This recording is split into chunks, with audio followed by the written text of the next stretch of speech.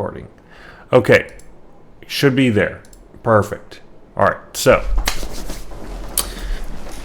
this is the actual start of the class struggles in France, 1848 to 1850. I'd like to invite everybody to join the Google document. You can find it in the ESVC text. You will have rights to make comments on it. So, as I showed you earlier, you just highlight a section, then you press this thing right here, and then you can comment. You can also suggest edits and so on and so forth. Easy, simple stuff. And it also puts it all together for us. So this time we are, rather than simply recording audio, also recording the actual browser. And hopefully that'll help people read along if they're doing so from the perspective of watching the VODs. Does this count as VODs? I don't know. So, without further ado, let's get started. We're going to reread this a little bit here, and then also I discovered that there's actually an editor's note further down on the main page of it, so we are actually going to read that as well. And that'll explain far better than I could about the reasons and history surrounding what was being written here, its format, and so on and so forth. So, let's get started. The Class Struggles in France, 1848 to 1850. Introduction by Friedrich Engels. With the exception of only a few chapters, every important part of the revolutionary annals from 1848 to 1849 bear the heading, Defeat of the Revolution. What succumbed in these defeats was not the revolution. It was the pre-revolutionary traditional appendages, results of social relations which had not yet come to the point of sharp class antagonisms, persons, illusions, conceptions, projects from which the revolutionary party before the February Revolution was not free, from which it could not be freed, not by the victory of February, but only by a series of defeats.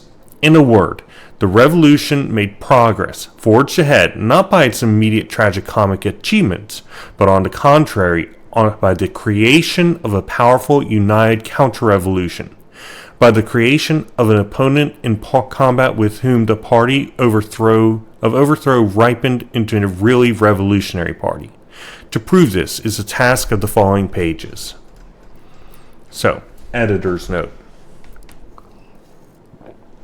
Marx's The Class Struggle in France, 1848 to 1850, consists of a series of articles written between January and October 1850, specifically for the German newspaper, which I'm not going to pronounce the name, and published in it under the general title 1848 to 1849. This is a most important work summing up the results of the 1848 to 49 revolution.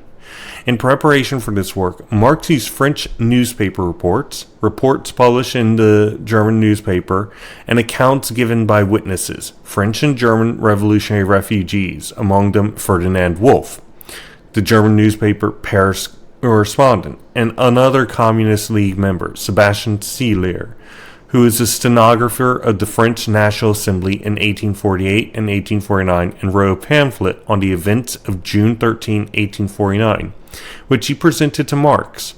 Marx is also probably familiar with Ledru-Rollin's pamphlet on the same subject. According to the original plan, the work was to consist of 4 articles. The defeat of June 1848, June 13, 1949, repercussions of June 13 on the continent, and current situation England. However, in numbers 1, 2, and 3 of the journal, only 3 articles are published. The defeat of June 1849, June 13, 1849, and consequences of June 13, 1849. The influence of June 1849 events on the continent and the situation in England were treated in other items of the journal, particularly the international reviews written jointly by Marx and Engels. The work was not reprinted in full during Marx's lifetime. In 1895, it came out in a book form in Berlin, with an introduction by Engels. The title, The Class Struggle in France, 1849 to 1850, was given by Engels, and the work has since appeared under this title in various languages. In the 1895 edition, Engels added the fourth chapter, which included the sections of the Third International Review dealing with the events in France. Engels entitled this chapter The Abolition of Universal Suffrage in 1850. Engels wrote to Richard Fisher on February 13th, 1895, that the fourth chapter, quote, will serve as a factual conclusion to the work as a whole, without which it would have remained a fragment. At the same time, the headings of the first three chapters were changed.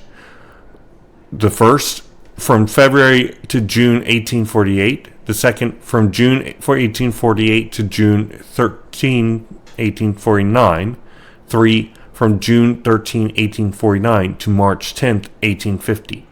In the present edition, the headings of the first three chapters are given according to the journal, while the heading of the fourth chapter is given as in the 1895 edition. The publication of this series of Marx's articles drew the attention of the press. A short announcement in number 1 of the German newspaper and quotations from Marx's work were published in the Freischütz, Hamburg, number 40, April 2nd, 1850. A review in all these different German newspapers and journals. In 1852, the Turnzeitung, published by German socialist immigrants in the USA, carried an article by Joseph Weydemer on the dictatorship of the proletariat, written under the direct influence of Marx's work, the first work of Marx and Engels in which the term the dictatorship of the proletariat was used. On the other hand, the idea of the dictatorship of the proletariat brought criticism of the author from the pay bourgeois Democrats. The Turnzeitung, whose editor was a former, quote, true socialist, Otto Luning, you may be familiar with that turn of phrase from the Communist Manifesto, published a review of the 4 numbers of the German newspaper with unfavorable comments on this proposition and an incorrect interpretation of it. Marx is obliged to write Luning a special letter, rebuffing attempts to distort and dispute the idea of the dictatorship of the proletariat. Marx and Engels attached great importance to popularization of the ideas contained in the class struggles in France among the English workers. Engels used his work in his Letters from France, published in the Democratic Review, and, on the basis of the first article in the series, wrote 2 Years of a Revolution, which is published in the same journal. Excerpts from Marx's work were cited by his contemporaries, Hermann Becker, Proudhon. Excerpts from The Class Struggles in France were first published in English in the journal The Marxian, and it appeared in full as a separate edition by Labor News Company.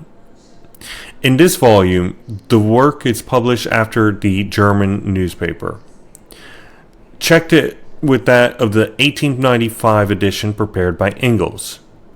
The review published it from the manuscript, and since Marx's handwriting was difficult to decipher, mistakes cropped up.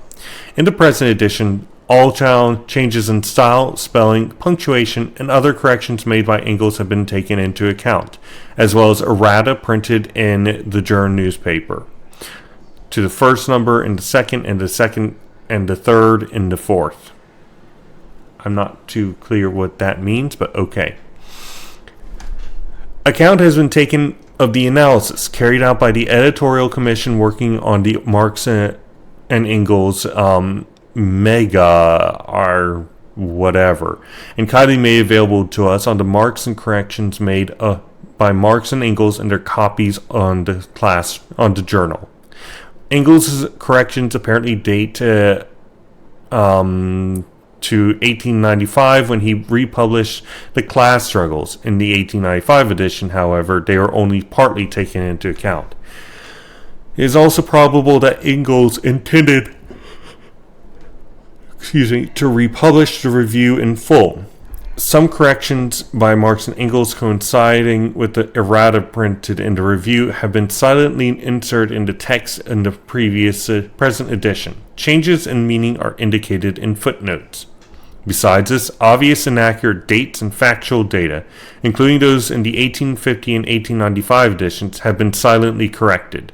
Comments are not usually made on Marx's free translation of quotations, except when the words Marx puts in quotation marks are not true quotations, but convey the general meaning of the cited passages.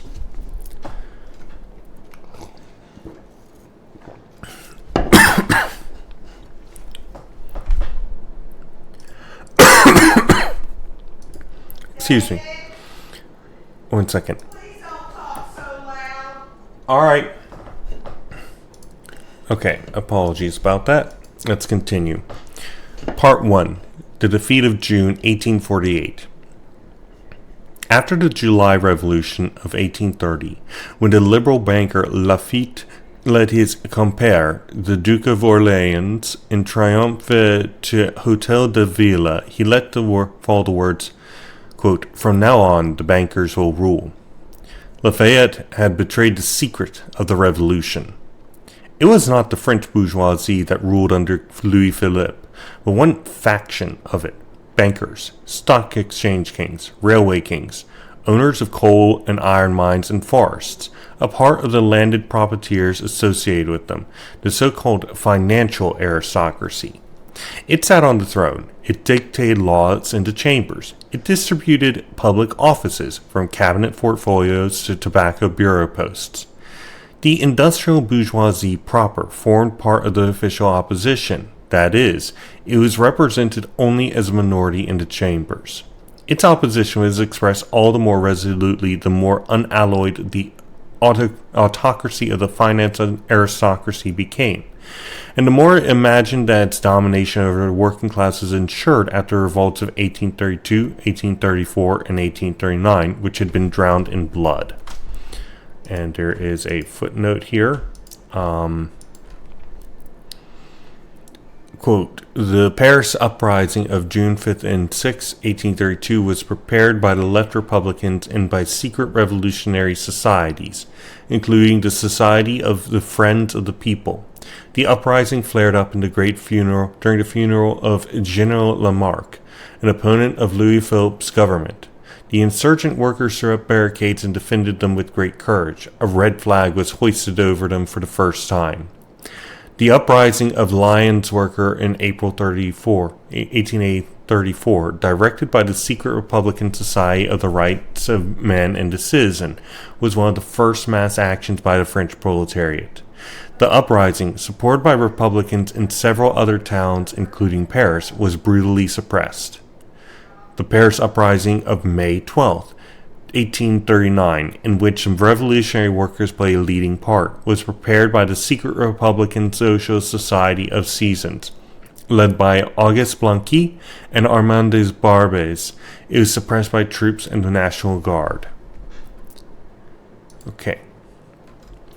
Grandin, a Rouen manufacturer and the most fanatical instrument of bourgeois reaction in the Constituent, as well as in the Legislative National Assembly, was the most violent opponent of the Guizot in the Chamber of Deputies. Léon Faucher, later known for his impotent efforts to climb into prominence as the Guizot of the French counterrevolution, in the last days of Louis Philippe, waged a war for the pen of industry against speculation and its train bearer, the government.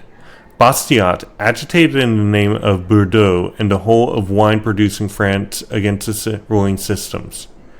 The petty bourgeoisie of all gradations, and the peasantry also, were completely excluded from political power. Finally, in the official opposition of entirely outside of the pays légal electorate, there were the ideological representatives and spokespersons of the above classes, their savants, lawyers, doctors, etc. In a word, their so-called men of talent. Owing to its financial straits, the July monarchy was dependent from the beginning on the big bourgeoisie, and its dependence on the big bourgeoisie was the inexhaustible source of increasing financial straits. It was impossible to subordinate the administration of the state to the interests of national production without balancing the budget, without establishing a balance between state expenditures and revenues. And how was this balance to be established without limiting state expenditures? That is, without encroaching on interests, which are so many props of the ruling system, and without redistributing taxes, that is, without shifting a considerable share of the burden of taxation on the shoulders of the big bourgeoisie itself. On the contrary, the faction of the bourgeoisie that ruled and legislated through the chambers had a direct interest in the indebtedness of the state. That remains to this day, by the way. Reminder that when America, for example, is in debt, what that actually means is that it is in debt to its own financial institutions and it owes them interest.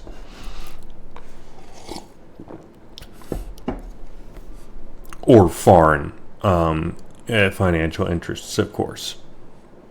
The state deficit was really the main object of its speculation and the chief source of its enrichment. At the end of year, a new deficit. After the lapse of 4 or 5 years, a new loan, and every new loan offered new opportunities to the finance aristocracy for defrauding the state, which was kept artificially on the verge of bankruptcy. It had to negotiate with the bankers under the most unfavorable conditions. Each new loan gave a further opportunity, that of plundering the public, which invested its capital in state bonds by means of stock exchange manipulations, the secret of which the government and a majority of chambers were privy to. In general, the instability of state credit and the possession of state secrets gave the bankers and their associates and chambers on the throne the possibility of evoking sudden, extraordinary fluctuations in the quotations of government securities, which of course is always bound to be the ruin of the mass of smaller capitalists, and the fabulously rapid enrichment of the big gamblers. As the state deficit was in the direct interest of the ruling faction of the bourgeoisie, it is clear why the extraordinary state expenditure in the last years of Louis Philippe's reign was far more than double the extraordinary state expenditure under Napoleon, indeed reached a yearly sum of nearly 400 million francs, whereupon the whole average annual export of France seldom attained a volume amounting to 750 million francs. The enormous sums which in this way flowed through the hands of the state facilitated, moreover, swindling contracts for deliveries, bribery, defalcations, and all kinds of roguery. Does this sound familiar to anybody in our modern day and age? The tactics have not changed, they've only got more virulent. The defrauding of the state, practiced wholesale in connection with loans, was repeated retail in public works. What occurred in the relations between chamber and government became multiplied in the relations between individual departments and individual entrepreneurs. The ruling class exploited the building of railways, in the same way exploited the state expenditures in general and state loans. The chambers piled the main burdens on the states, and secured the golden fruits of the speculating finance aristocracy. One recalls the scandals in the Chamber of Deputies, when by chance it leaked out that all the members of the majority, including the number of ministers, had been interested as a shareholder in the very railway constructions which legislators they had carried out afterwards at the cost of the state. On the other hand, the smallest financial reform was wrecked through the influence of the bankers. For example, the postal reform. Rothschild protested. Was it permissible for the state to curtail sources of revenue out of which interest was to be paid on its ever-increasing debt? The July monarchy was nothing more than a joint stock company for the exploitation of France's national wealth, whose dividends were divided among ministers, chambers, 240,000 voters, and their adherents. Louis Philippe was the director of this company, Robert Macaire, on the throne. And Robert Macaire is a character portraying a clever swindler created by the famous French actor Frédéric Lemaitre and immortalized in the caricatures of Honor de Mer. The figure of Robert Macaire was a biting satire of the domination of the financial aristocracy under the July monarchy.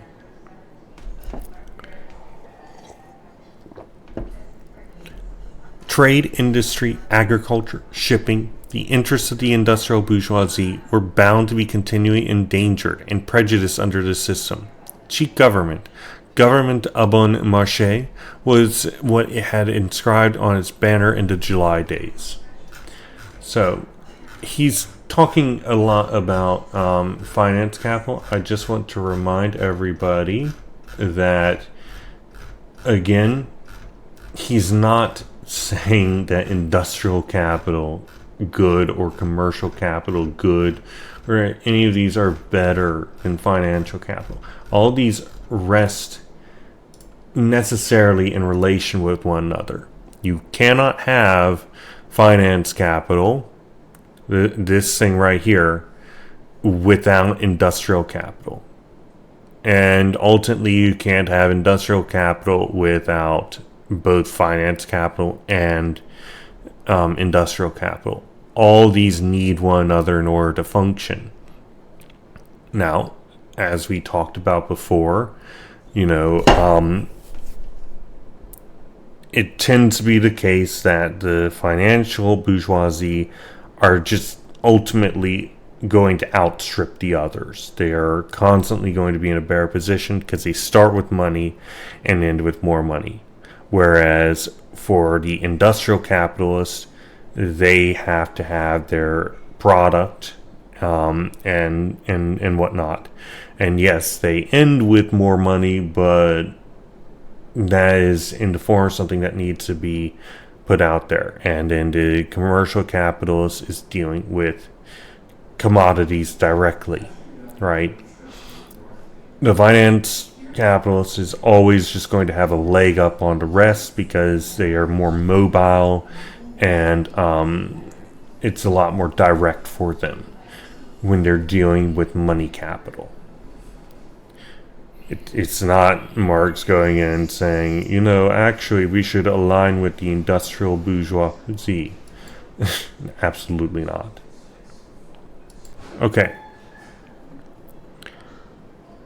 The July monarchy was nothing other than a joint stock company for the exploitation of France's national wealth, whose dividends were divided among ministers, chambers, 240,000 voters, and their adherents. Louis Philippe was the director of this company, Robert Macaire on the throne. Trade, industry, agriculture, shipping, the interests of the industrial bourgeoisie were bound to be continually endangered and prejudiced under the system. Cheap government, a bon marché, was what it had inscribed on its banner in the July days. Since the finance aristocracy made the laws, was at the head of the administration of the state, had command of all the organized public authorities, dominated public opinion through the actual state of affairs and through the press, the same prostitution, the same shameless cheating, the same mania to get rich was repeated in every sphere, from the court to the Café Bournon, to the rich not by production but by pocketing the already available wealth of others, clashing every moment with the bourgeois laws themselves. An unbridled assertion of unhealthy and dissolute appetites manifested themselves, particularly at the top of bourgeois society. Lusts, wherein wealth derived from gambling naturally seeks its satisfaction, where pleasure becomes crapulix, or debauch, where money, filth, and blood commingle. The finance aristocracy, in its mode of acquisition as well as in its pleasures, is nothing but the rebirth of the lumpen proletariat on the heights of bourgeois society. And there is a footnote in terms of the Café Bournon. It is a term applied to cafes of dubious reputation. Okay. And the non-ruling factions of the French bourgeoisie cried, corruption! The people cried, à la baisse grand voleur, à la baisse les assassins, down with the big thieves, down with the assassins. When in 1847, on the most prominent stages of bourgeois society, the same scenes were publicly enacted that regularly lead the lumpen proletariat to brothels, to workhouses and lunatic asylums, to the bar of justice, to the dungeon and to the scaffold. The industrial bourgeoisie saw its interests endangered. The petty bourgeoisie was filled with moral indignation. The imagination of the people was offended. Paris is flooded with pamphlets, the Rothschild dynasty, usurers, kings of the epoch, etc., in which the rule of the finance aristocracy was denounced and stigmatized with greater or lesser wit. Nothing for glory. Glory brings no profit.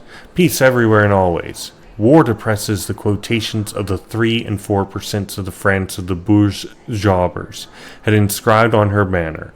Her foreign policy was therefore lost in a series of mortifications to French national sentiment, which reacted all the more vigorously than when the rape of Poland was brought to its conclusion with the incorporation of Krakow by Austria, and when Guizot came out actively on the side of the Holy Alliance in the Swiss separatist war.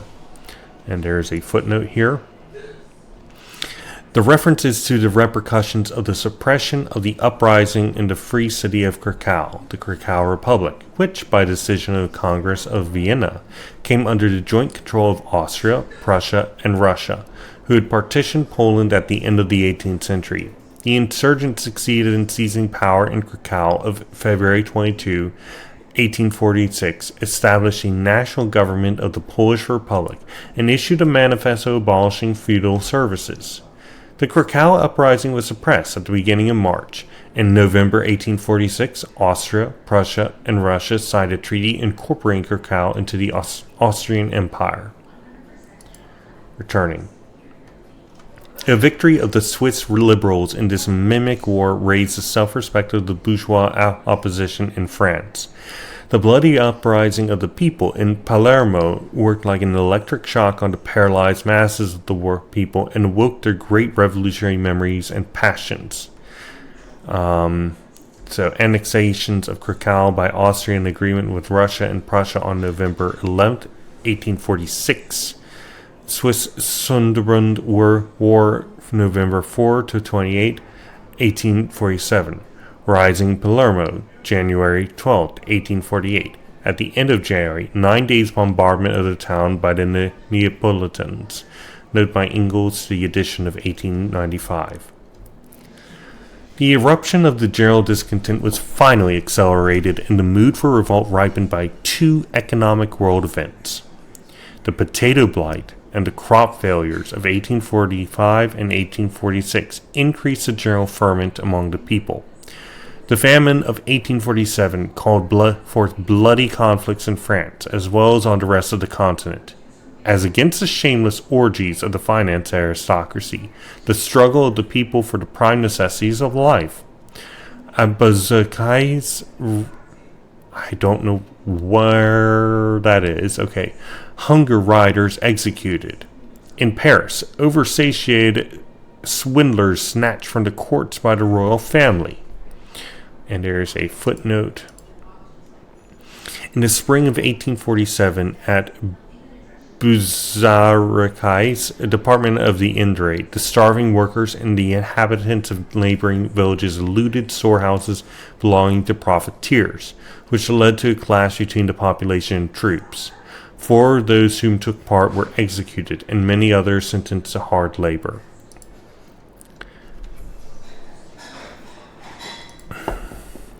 The second great economic event that hastened the outbreak of the revolution was a general commercial and industrial crisis in England, already heralded in the autumn of 1845 by the wholesale reverses of the speculators in railway shares, staved off during 1846 by a number of incidents such as the impending abolition of the Corn Laws. The crisis finally burst in the autumn of 1847 with the bankruptcy of the London wholesale grocers, on the heels of which followed the insolvencies of the land banks and the closing of the factories in the English industrial districts. The after effects of this crisis on the continent has not yet spent itself when the February Revolution broke out. The devastation of trade and industry caused by the economic epidemic made the autocracy of the finance aristocracy still more unbearable. Throughout the whole of France, the bourgeois opposition agitated at banquets for an electoral reform which should win for it in the majority in the chambers and overthrow the ministry of the bourgeois. In Paris, the industrial crisis had, moreover, the particular result of throwing a multitude of manufacturers and big traders, who under the existing circumstances could no longer do any business in the foreign market, onto the home market. They set up large establishments, the competition of which ruined the small grocers and shopkeepers en masse. Hence, the innumerable bankruptcies among this section of the Paris bourgeoisie, and hence their revolutionary action in February. It is well known how Guizot and the Chambers answered the reform proposals with an unambiguous challenge, how Louis Philippe too late resolved on a ministry led by the Baron, how things went as far as hand-to-hand fighting between the people and the army, how the army was disarmed by the passive conduct of the National Guard, how the July monarchy had to give way to a provisional government. Okay, so we in fact read quite a bit about this in the previous session when we were going through the introduction Engels gave, which gives a bit more historical context. But understand here what's being said, right? The financial capitalists, again, these people rest within the larger capitalist structure. They could not exist without industrial and commercial capital. Industrial and commercial capital can't exist without each other and finance capital. They're all in cahoots with one another. However, finance capital tends to take a leading role given its high mobility and leading characteristic because it deals in money capital, whereas the others deal in more physical properties that make it so they are less mobile, less able to capitalize, and so on and so forth. They have to rely on financial capital. Well, financial capital doesn't quite so much have to rely on the others. Ultimately, it does, but in a direct sense, it doesn't. Or sorry, less direct and more. They think that they can operate without them.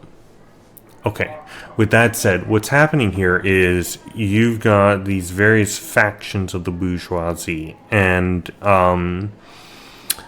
entrenching themselves within the state to differing degrees. In the meantime, the petite bourgeoisie, who are being highly propagandized by the finance capitalist-owned newspapers and whatnot to emerge, are finding themselves very much under existential threat by the predations, the highly exploitative and grubby hands of the finance aristocracy, which takes the form of an autocracy ultimately, in marriage with the monarchy, right? Ultimately, it's particular faction, the bourgeoisie, that's in charge. And everybody else is kind of stuck for the ride along, shall we say that way. But what's happening here is the petite bourgeoisie are finding themselves constantly dying in that threat, and as a result, they are gaining a revolutionary character themselves, and they're throwing in their lot with the proletariat. We'll see how that goes for people. Spoiler alerts, it's not going to go very well. Because, these petite bourgeois, they are revolutionary until, they can continue their operations and development as petite bourgeois without as much threat. Continuing. The provisional government, which emerged from the February barricades, necessarily mirrored in its composition the different parties which shared in the victory. It could not be anything but a compromise between the different classes, which together had overturned the July throne, but whose interests were mutually antagonistic. The great majority of its members consisted of representatives of the bourgeoisie. The Republican pay bourgeoisie was represented by Ledru Rollin and Flocon. The Republican bourgeoisie by the people from the National. And there is a footnote here. The dynastic opposition, an opposition group in the French Chamber of Deputies during the July Monarchy, 1830-48. The group, headed by Odilon Barrot, expressed the sentiments of the liberal, industrial, and commercial bourgeoisie and favored a moderate electoral reform, which they regard as a means to prevent revolution and preserve the Orleans dynasty. In other words, they were entirely in favor of essentially the ruling order coming back. What's the matter? Oh, I see. Sorry. Le National, a liberal Paris daily produced by A. Maras and L.A. Garnier Pages. Excuse me. We're working off of two different places. The dynastic opposition by Crémieux, Dupont de l'Air, etc. Fucking Frenchies. Gosh. Why can't everybody speak American? Huh? Why it's gotta be lingua franc? It should be lingua American. English people should speak American. Okay. Yes, please censor French. Yes. Please censor English too. Everything should be American. Anyway, so these people would be perfectly willing for the aristocracy, for the bourgeoisie, these moderates. They would love for them to come back, but they want them to come back in a kinder way, right? No more quite so terrible exploitation, more rights, but ultimately no real changes. And it's so funny. These people don't understand. Oh, why did they hate it? I don't want to have anything to do with this revolution. You're a fucking fence sitter. What are the people who are trying to push the fence down going to do to a fence sitter? You're going to get pushed down. Very obviously. And it's your fault for not picking a side. Pick a lane. If you're in the middle, don't get too surprised. Anyway, the working class had only two representatives, Louis Blanc and Albert. Finally, Lamartine and the provisional government. This was at first no real interest, no definite class. This was the February Revolution itself, the common uprising, with its illusions, its poetry, its visionary content, and its phrases. For the rest, the spokesperson of the February Revolution, by his position and his views, belonged to the bourgeoisie. If Paris, as a result of political centralization, rules France, the workers in moments of revolutionary earthquakes rule Paris. The first act in the life of the provisional government was an attempt to escape from this overpowering influence by an appeal from intoxicated Paris to sober France. Lamartine disputed the right of the barricade fighters to proclaim a republic on the ground that only the majority of Frenchmen had that right. They must await their votes. The Paris proletariat must not besmirch its victory by usurpation. The bourgeoisie allows the proletariat only one usurpation, that of fighting. Up to noon of February 25th, the Republic had not yet been proclaimed. On the other hand, all the ministries had already been divided among the bourgeois elements of the provisional government and among the generals, bankers, and lawyers of the National.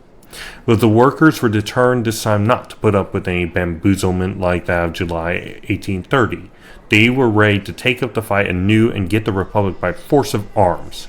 With this message, Raspail betook himself to the Hotel de Ville. In the name of the Paris proletariat, he commanded the provisional government to proclaim a republic. If this order of the people were not fulfilled within 2 hours, he would return at the head of 200,000 men. The bodies of the fallen were scarcely cold, the barricades were not yet disarmed, and the only force that could be opposed to them was the National Guard.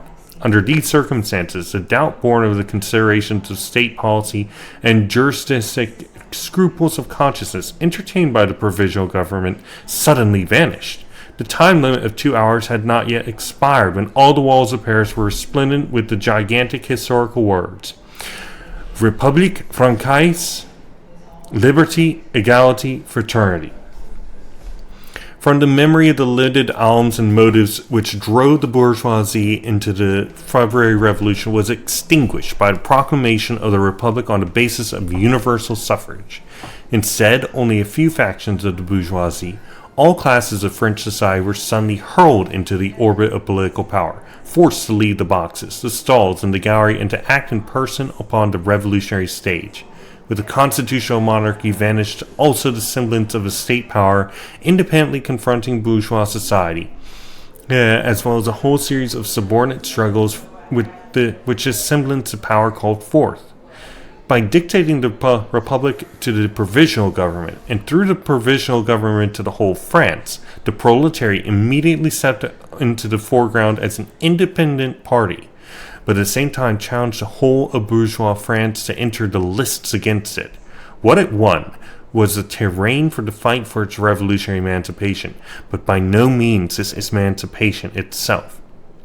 The first thing the February Republic had to do, rather, was to complete the rule of the bourgeoisie by allowing, besides the finance and aristocracy, all the property classes to enter the orbit of political power. All the property classes. The great majority of the great landowners, the legitimists, were emancipated from the political nullity to which they had been condemned by the July monarchy. Not for nothing had the Gazette de France agitated in common with the opposition papers. Not for nothing had La Roche-Jacqueline taken the side of the revolution in the session of the Chamber of Deputies on February 24. The nominal proprietors, the peasants, who formed the great majority of French people, were put by universal suffrage in the position of arbiters of the fate of France. The February Republic finally brought the rule of the bourgeoisie clearly in view, since it struck off the crown behind which capital had kept itself concealed. Just as the workers in the July days had fought for and won the bourgeois monarchy, so in the February days they fought for and won the bourgeois republic. Just as the July monarchy had to proclaim itself a monarchy surrounded by republican institutions, so the February Republic was forced to proclaim itself a republic surrounded by social institutions. The Paris proletariat compelled this concession too. Marsh, a worker, dictated the decree on the right to work, 25th February 1848, by which the newly formed provisional government pledged itself to guarantee the workers a livelihood by means of labor, to provide work for all citizens, etc.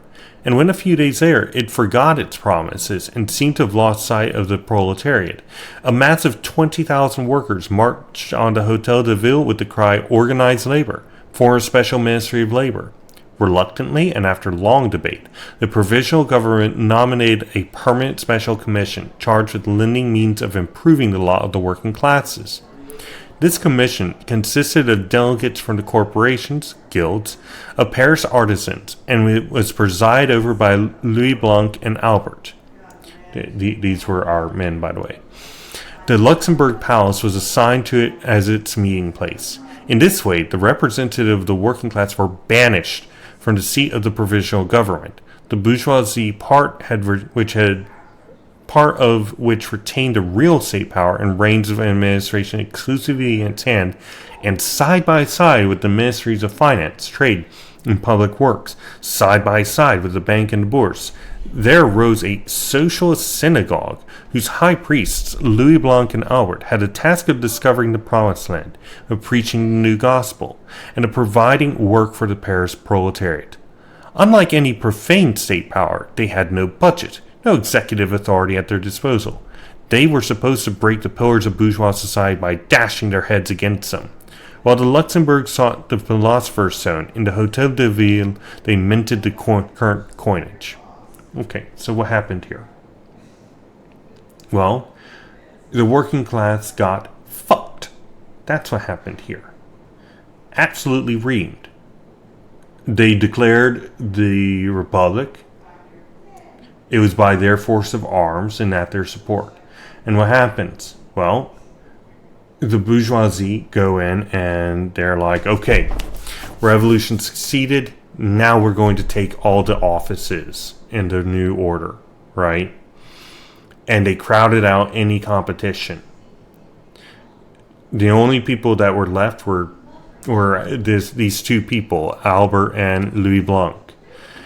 And then what happened? They were crowded out until the working class came in and demanded a labor ministry, which would grant full employment.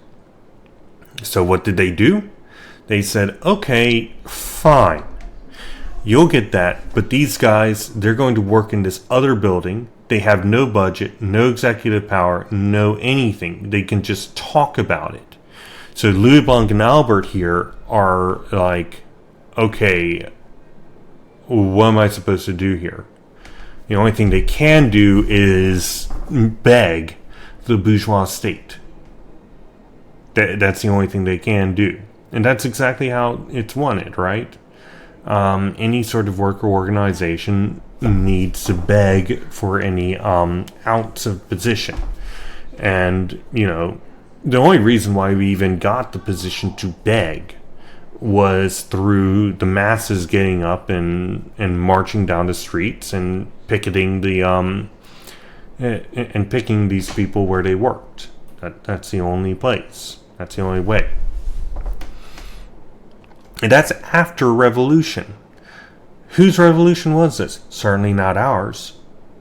Certainly we didn't ever actually gain any power here. Continuing. And yet the claims of the Paris proletariat, so far as they went beyond the bourgeois republic, could win no other existence than the nebulous one of the Luxembourg.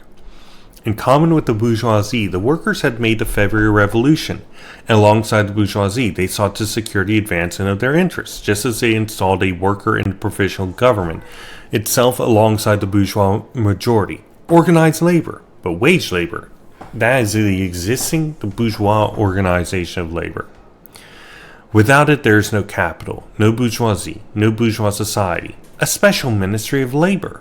But the ministries of finance, of trade, of public works, are not these the bourgeois ministries of labor? And alongside these, a proletariat ministry of labor had to be the ministry of impotence, a ministry of pious wishes, a Luxembourg commission. Just as the workers thought they would be able to emancipate themselves side by side with the bourgeoisie, so they thought they would be able to consummate a proletarian revolution within the national walls of France, side by side with the remaining bourgeois nations. But French relations of production are conditioned by the foreign trade of France, by her position on the world market, and the laws thereof. How was France able to break them without a European Revolutionary War, which would strike back at the despot of the world market, England? As soon as it had risen up, a class in which revolutionary interests of society are concentrated finds the content and material for the revolutionary activity directly in its own situation. Foes to be laid low, measures dictated by the needs of struggle to be taken, the consequences of its own deeds to drive it on. It makes no theoretical inquiries into its own task. The French working class had not attained this level. It was still incapable of accomplishing its own revolution. The development of the industrial proletariat is, in general, conditioned by the development of the industrial bourgeoisie.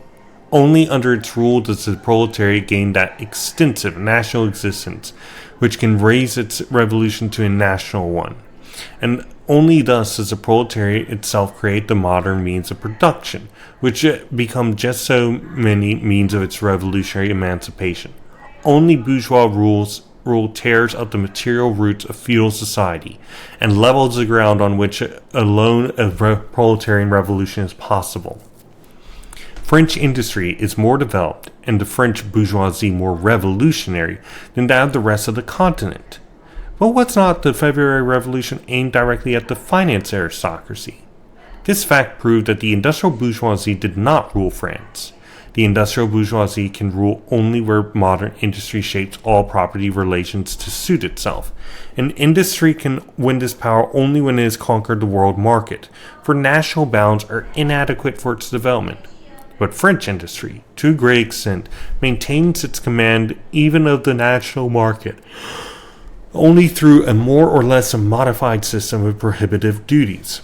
While, therefore, the French proletariat, at the moment of the revolution, possesses in Paris actual power and influence, which spur it on to drive beyond its means, in the rest of France it is crowded into separate, scattered, industrial centers, already almost lost in the superior number of peasants and pay bourgeois.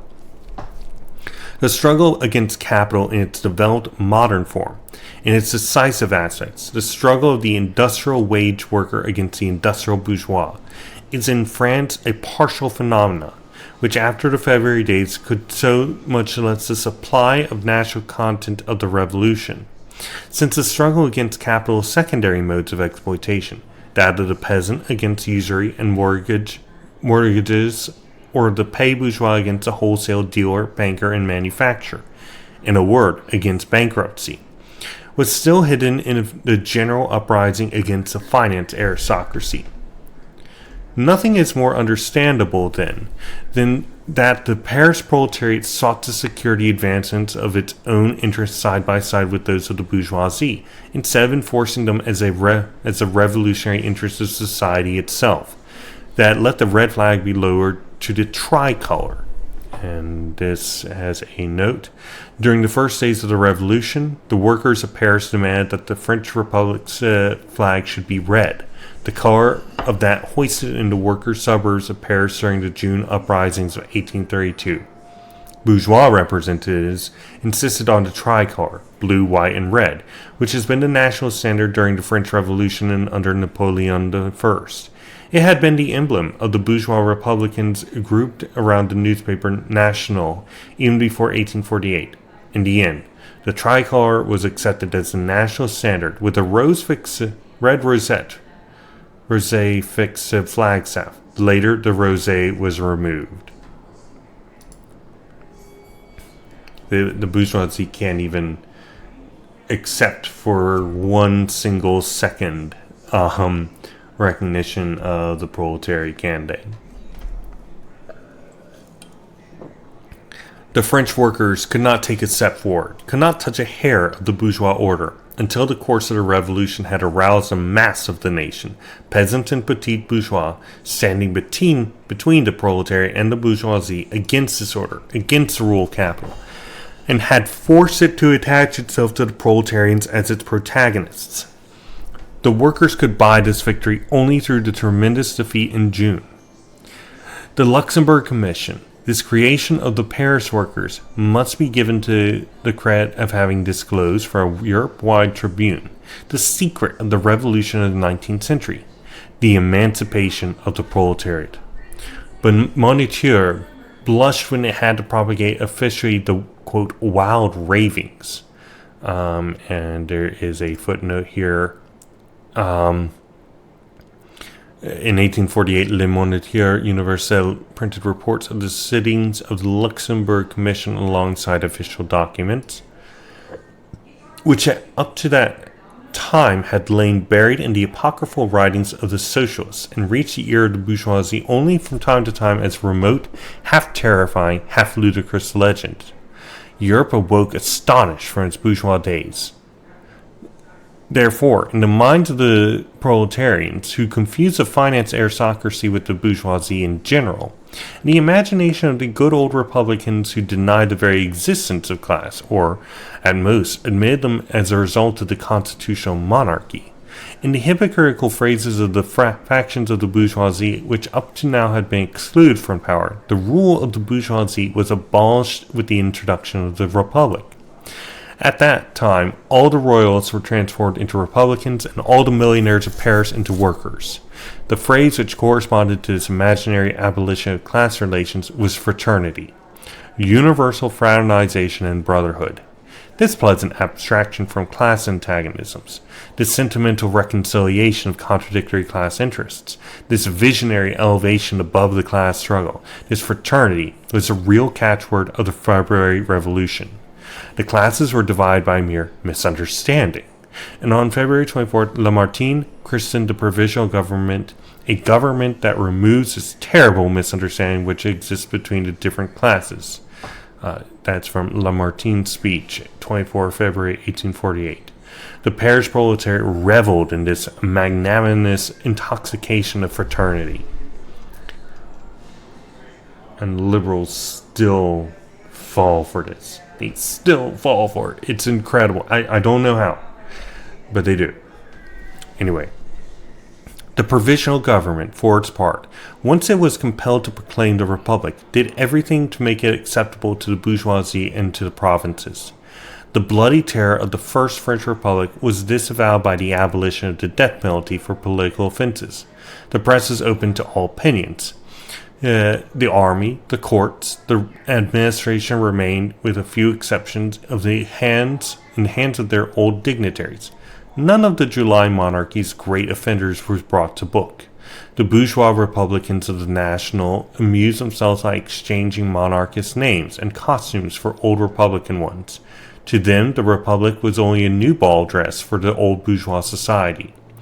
The young republic saw its chief merit not in the frightening, but rather in constantly taking fright itself, and in winning existence and disarming resistance by soft compliance and non-resistance.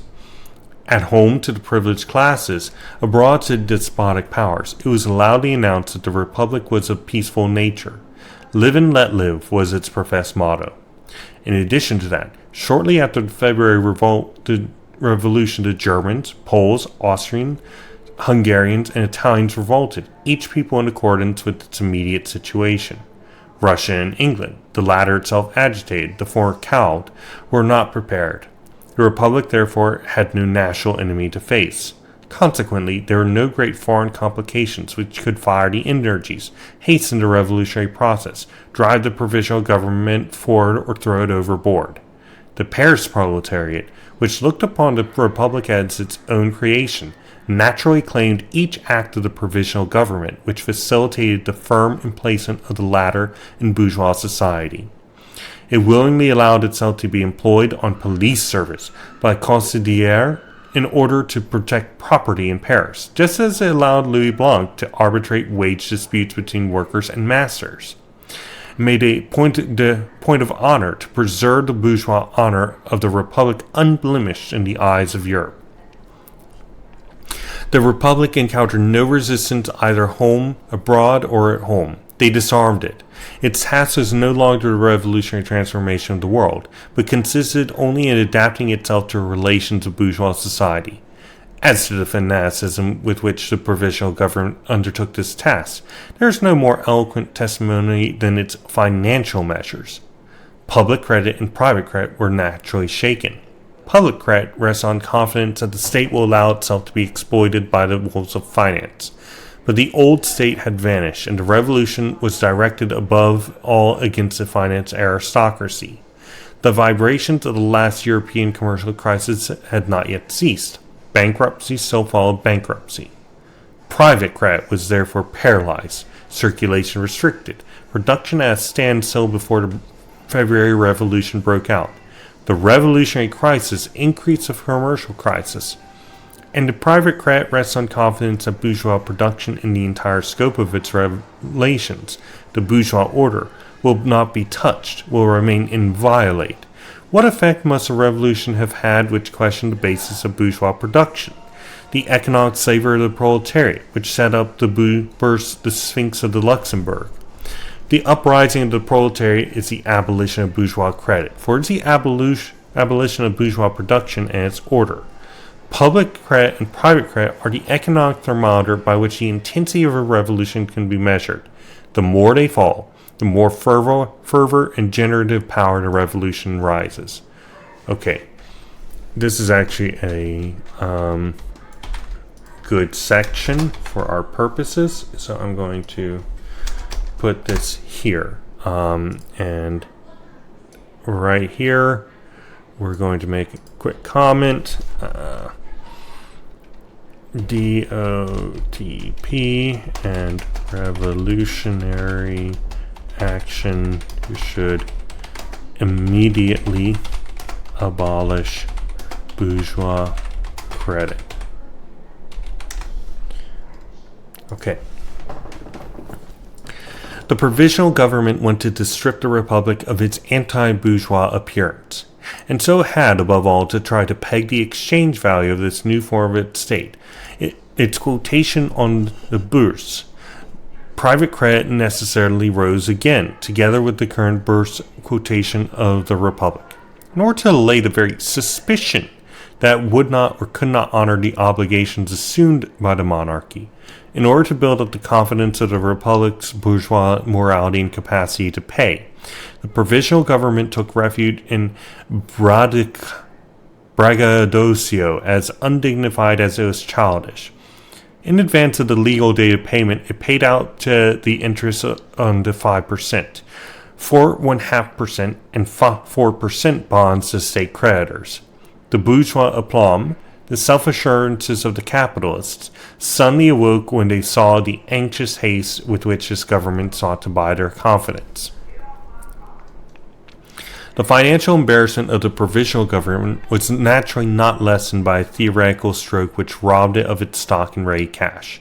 The financial pinch could no longer be concealed, and paid bourgeois domestic servants and workers had to pay for the pleasant surprise which had been prepared for the state creditors. It was announced that no more money could be drawn on saving bank books for an amount of over 100 francs. The sum deposited in the savings banks were confiscated and by decree transformed into an irredeemable state debt. This embittered the already hard-pressed petty bourgeois against the republic. Since he received state debt certificates in the place of his savings bank books, he was forced to go to a bourse in order to sell them, and thus deliver himself directly in the hands of the bourse jobbers against whom he had made the February Revolution. In other words, the very structure of the revolutionary movement, it wasn't a revolution, right? Sure, to some degree it was against the aristocratic bourgeoisie, but none of these financial aristocracy, of the feudal order, right? But none of these financial aristocracy were actually removed from their posts. They're merely folded within the bourgeois order. So all that happened was a slight change in not even who was doing the fucking over of the petit bourgeois. All it changed was kind of how that fucking over occurred. The finance aristocracy, which ruled under the July monarchy, had its high church in the bank. Just as the bourse governs state credit, the bank governs commercial credit. Directly threatened not only in its rule but in its very existence by the February Revolution. The bank tried from the outset to discredit the republic by making the lack of credit general. It suddenly stopped the credits of the bankers, the manufacturers, and the merchants. As it did not immediately call for a counter-revolution, this maneuver necessarily reacted on the bank itself. The capitalists drew out the money they had deposited in the vaults of the bank. The possessors of banknotes rushed to pay the office in order to exchange them for gold and silver. The provisional government could force a bank into bankruptcy without forcible interference in a legal manner. It would have only had to remain passive and leave the bank to its fate. The bankruptcy of the bank would have been the deluge which in an instant would have swept from French soil the finance aristocracy, the most powerful and dangerous enemy of the republic, the golden pedestal of the July monarchy. And once the bank was bankrupt, the bourgeoisie itself would have had to regard it as the last desperate attempt at rescue. The government had formed a national bank and subjected national credit to the control of the nation. So, in other words, they could have just said, okay, you've decided to refuse to do any funds. Okay, we're making our national bank and you guys can sit and die. Instead, the provisional government, on the contrary, fixed a compulsory quotation for the notes of the bank. It did more. It transformed all provincial banks into branches of the Banque de France and allowed it to cast its net over the whole France. Later, it pledged a state farce to the bank as a guarantee for a loan contracted from it. In this way, the February Revolution directly strengthened and enlarged the bankocracy which should have been overthrown. What happened at the end of 2008? How exactly was it that the American bourgeoisie dealt with the financial crisis? By bailing out the banks. Rather than nationalizing them, they said they're too big to fail. Right? The interests, they don't change. The tactics, they don't change. None of it changes. It's all the same stuff. But are they just stupid? No. They are actively following the exact interests that they have. It's the same people who, say people like George Bush is stupid. No, he's not stupid. Anybody who's saying that is stupid. George Bush is following the interests of his backers, or was, and all that sort of stuff, right? He's doing exactly what's expected of him. He knows exactly what he's doing. Do you know what you're doing to Iraqis? Yeah. That's the plan. Yeah, gosh. Anyway. Meanwhile, the provisional government was writhing under the incubus of a growing deficit. In vain, it begged for patriotic sacrifices. Only the workers threw it their alms. Recourse had a heroic measure to the imposition of a new tax. But who was to be taxed? The bourgeois, the bank kings, the state creditors, the rentiers, the industrialists? But that was not a way to ingratiate the republic with the bourgeoisie. That would have meant, on the one hand, to endanger state credit and commercial credit. On the other, attempts were made to purchase them with such great sacrifice and humiliations, but someone had to fork over the cash. Who was sacrificed to bourgeois credit? Jacques Le Bonhomme, the peasant. The provisional government imposed an additional tax of 45 centimes on the franc on the 4 direct taxes. The government press cajoled the Paris proletariat into believing that this tax would fall chiefly on the big landed profiteers, on the possessors of milliard granted by the Restoration. And there's a footnote here.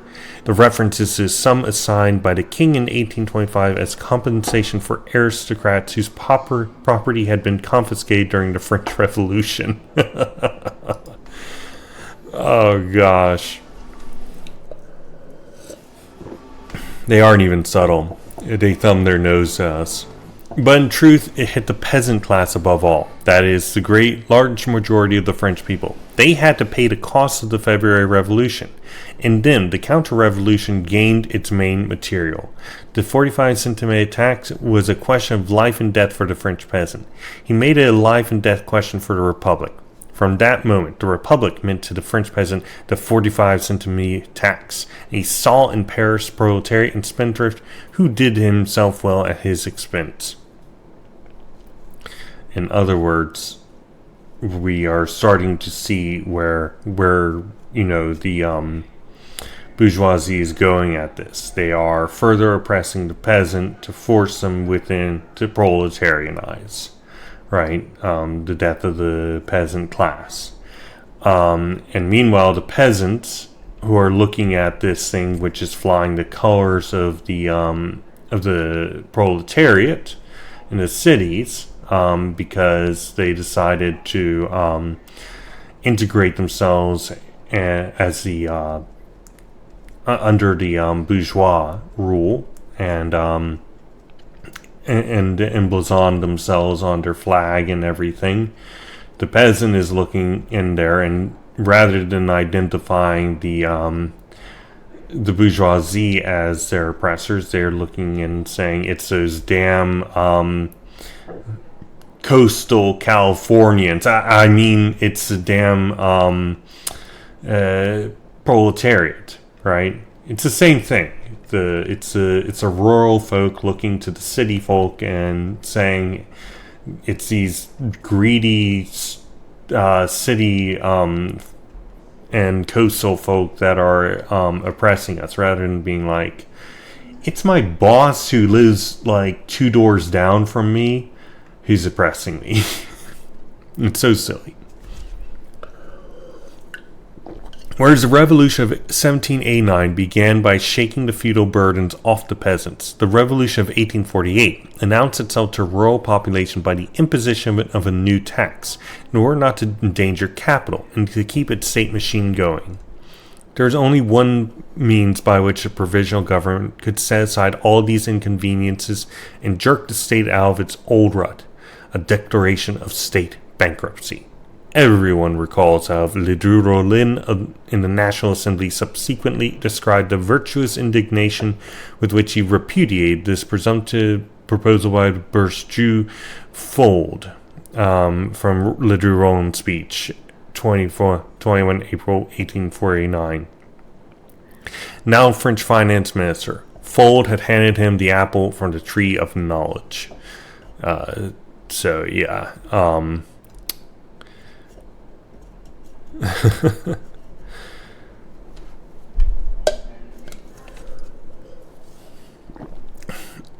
I was contemplating for a second there.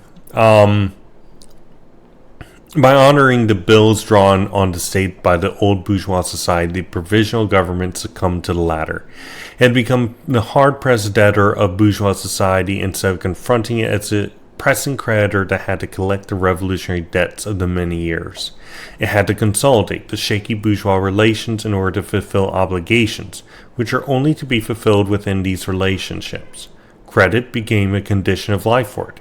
The concession to the proletariat, the promises made to it, became so many fetters which had to be struck off. Thanks for coming, Zutoka. Later. The emancipation of the workers, even as a phrase, had become unbearable danger to the new republic, for it was standing protest against the restoration of credit, which rests on undisturbed and untroubled recognition of the existing economic class relations. Therefore, it was necessary to have done with the workers. The February Revolution had cast the army out of Paris. The National Guard, that is, the bourgeoisie in its different gradations, constituted the sole power. Alone, however, it did not feel itself a match for a proletariat. Moreover, it was forced gradually and piecemeal to open its ranks and admit armed proletarians, albeit after the most tenacious resistance and after setting up 100 different obstacles. There consequently remained but one way out: to play off part of the proletariat against the other. Yeah. Yep, we are well experienced with this.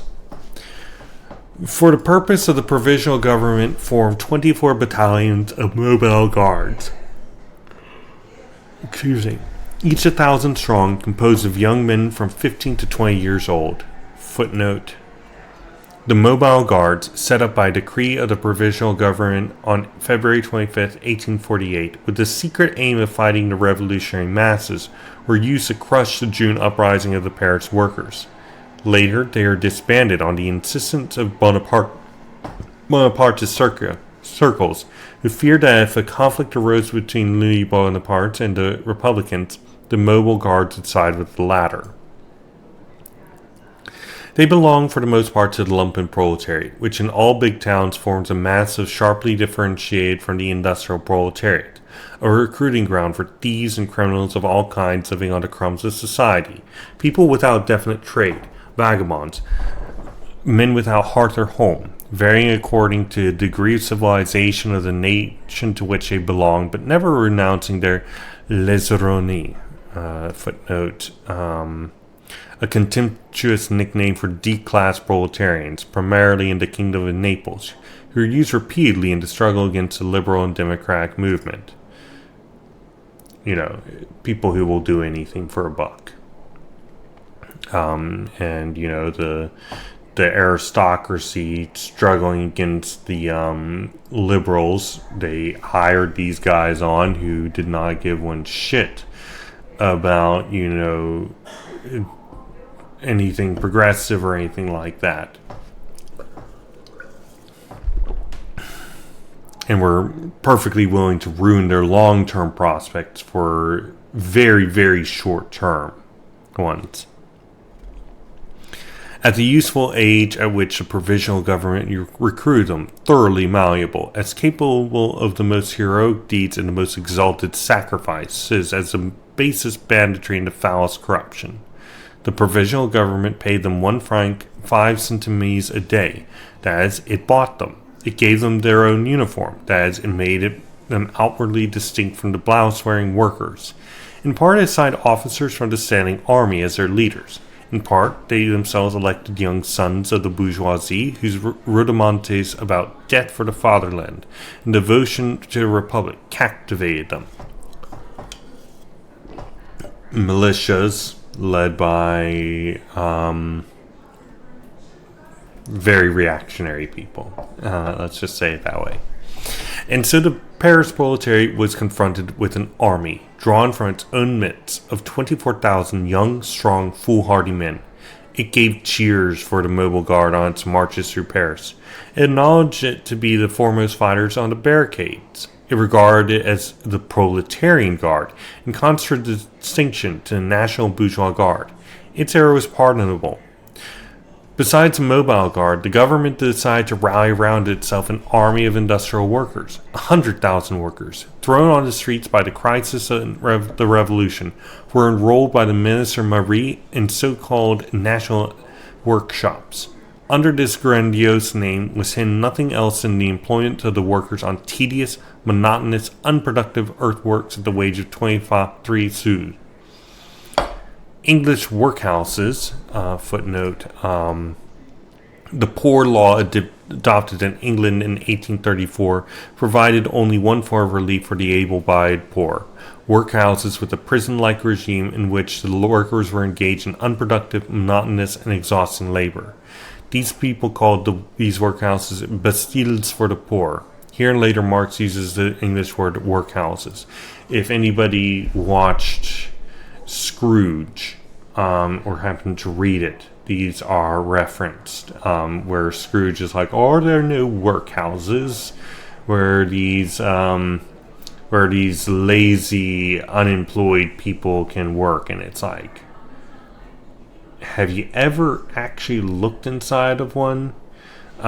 These things are about disciplining labor and threatening labors. You know, if you don't work, if you can't get a job, guess where you're going? You're going to be working in this hell.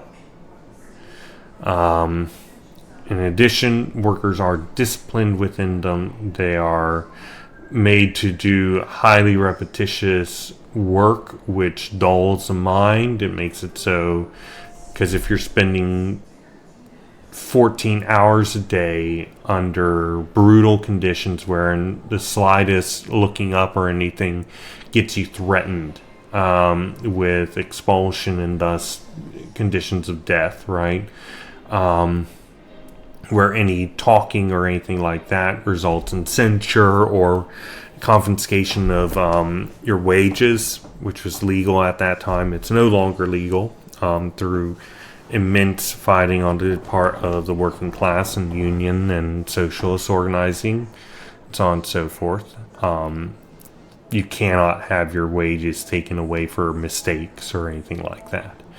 But it used to be that you were. So, in those conditions, you know, people become domesticated. They become incapable of engaging in serious higher thought, and they just do what they're told. Kind of like in the army, right? They break you down and then they quote unquote build you back up. But what's being built back up? You're being built into the perfect soldier. You're being built into the perfect proletarian. You're being built into the perfect worker for this particular system. That was the purpose of this. And also, you know, the ruling class doesn't want a bunch of unemployed people going around. It's dangerous for them.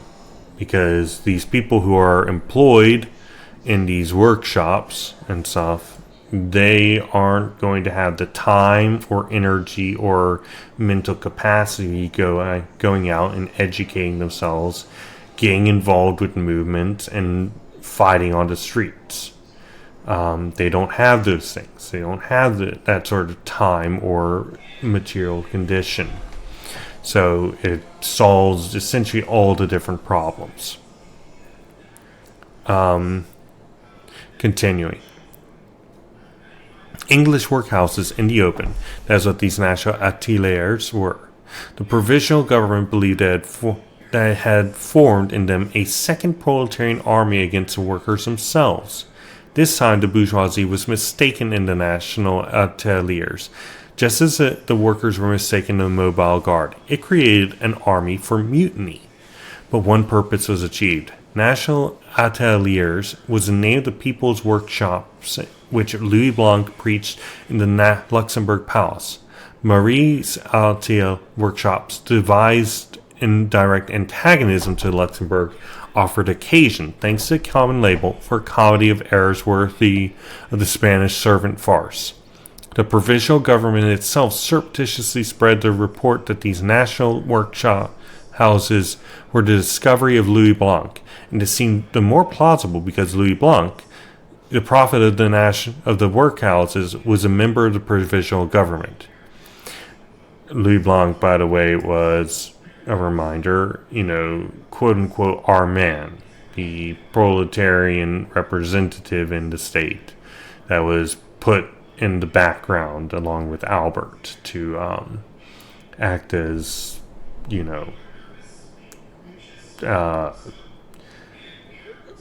back end job of labor ministry that had no ability to do anything.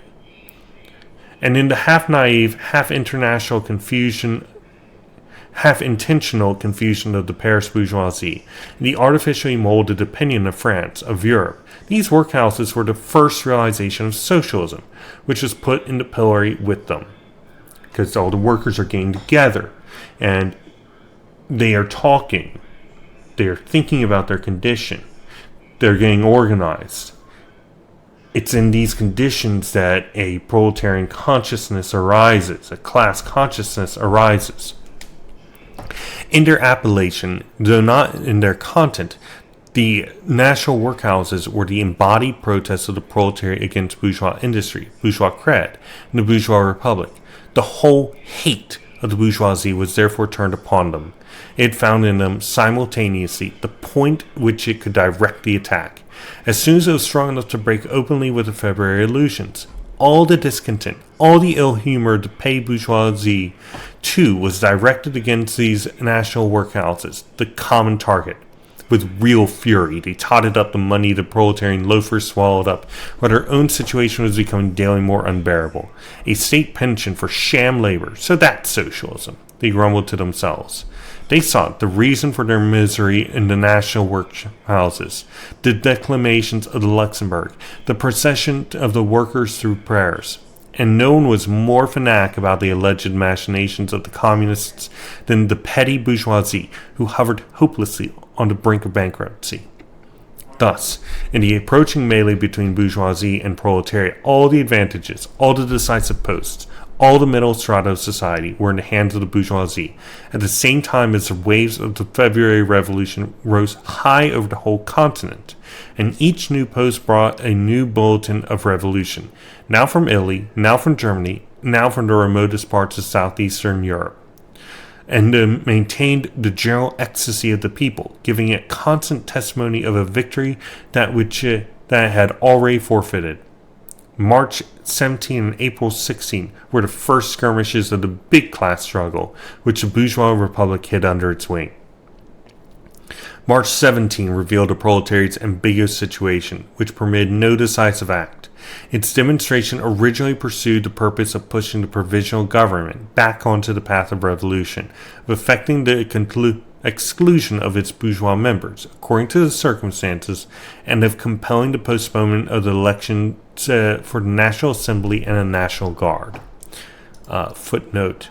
The reference is to the elections of the National Guard and Constituent Assembly, which were to be held on March 18 and April 9, 1848, respectively. Paris workers, grouped around Blanqui, Desormeaux, and others, insisted on a postponement of the elections, arguing that they should be prepared by thorough explanatory work among the population. As a result of the popular demonstration on March 17 in Paris, regular troops were withdrawn from the capital. After the events of April 16, they were brought back, and elections to the National Guard were postponed till April 5th, and to the Constituent Assembly till April 23rd. Back to the text. But on March 16, the bourgeoisie represented in the National Guard staged a hostile demonstration against the provisional government, with the cry, "Abat le Dru Rollin," down with le Dru Rollin, is surged to Hotel de Ville, and the people were forced on March 17 to shout, "Long live le Dru Rollin! Long live the provisional government!" They were forced to take sides against the bourgeoisie in support of the bourgeois republic, which seemed to them to be in danger. They strengthened the provisional government instead of subordinating it to themselves. March 17 went off in a melodramatic scene, and whereas the Paris proletariat on this day once more displayed its giant body, the bourgeoisie, both inside and outside the provisional government, was all the more determined to smash it. So, a contemporary example: what happened in the Capitol riot or insurrection or whatever you want to call it, right? Socialists throughout America found themselves in the unenviable position of essentially having to defend the bourgeois state because, a bunch of reactionaries went in and attacked in order to, put in Donald Trump in position. So, we ended up strengthening the position of the Democratic Party, the bourgeois faction. One particular faction, yes. Or rather multiple, or rather all of them in their own right.